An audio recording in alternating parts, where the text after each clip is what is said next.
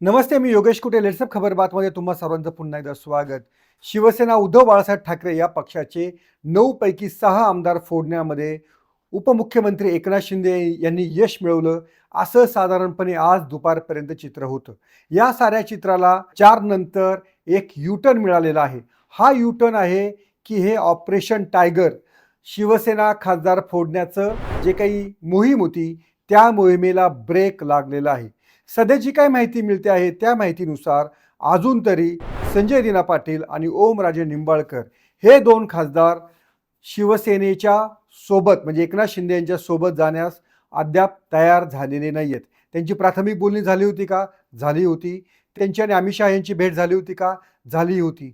पण आज सकाळपासून सोशल मीडियामध्ये त्यांच्या मतदारसंघातून ज्या प्रकारच्या प्रतिक्रिया येत आहेत, तेव्हापासनं हे दोन्ही खासदार बचावात्मक पवित्र्यात गेले आहे की काय, अशी शंका यावी, अशी साधारणपणे स्थिती आहे. त्यामुळं शिवसेना उद्धव बाळासाहेब ठाकरे या पक्षानं 18 जून रोजी जी बैठक बोलवलेली आहे, या बैठकीला किती खासदार उपस्थित राहतात त्यावरनं या ऑपरेशनची यशस्वीता किंवा उद्धव ठाकरे यांनी हे जे बंड आहे ते कसं मोडून काढलं याचं उत्तर मिळणार आहे. उद्धव बाळासाहेब ठाकरे यांच्या पक्षानं उद्या जी मीटिंग बोलवलेली आहे त्या मीटिंगसाठी व्हीप लागू केलेला आहे.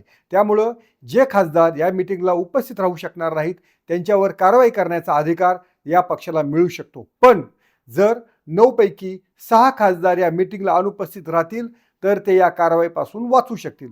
त्यामुळंच उद्याची मीटिंग या साऱ्या बंडासाठी, ऑपरेशन टायगरसाठी किंवा बंड शमविण्याचा दाखवण्यासाठी महत्त्वाची ठरणार आहे.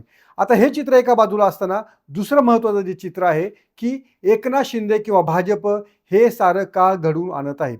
भाजपला महिला विधेयक तसंच मतदारसंघाचं डिलिमिटेशन म्हणजे मतदारसंघाची पुनर्रचना या 2 बाबी त्यांच्या प्रायोरिटीवरती आहे.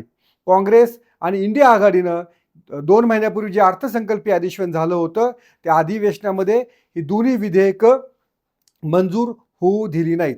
त्यासाठी 2/3 मतांची गरज होती. आता भाजपला हा जो पराभव झालेला होता विधेयक नामंजूर होण्याचा त्याचं उट्टं या निमित्तानं काढायचं आहे. त्यासाठी TMC पक्ष फोडण्यात आला, शिवसेना फोडण्याचे प्रयत्न सुरू आहेत. आपला तर आधीच राज्यसभेमध्ये मोठं भगदाड पाडण्यात आलेलं आहे. हा झाला भाजपचा फायदा. पण एकनाथ शिंदे यांचा ऑपरेशन टायगरमध्ये फायदा काय?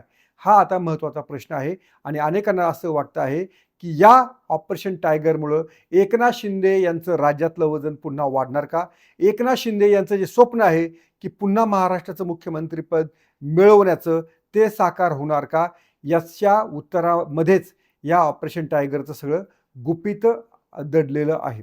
आता जी माहिती शिवसेनेच्या गटाकडनं दिली जात आहे ती अशी आहे की जर ऑपरेशन टायगर यशस्वी झालं तर एकनाथ शिंदे हे पुन्हा मुख्यमंत्री पदावरती दावा करू शकतात.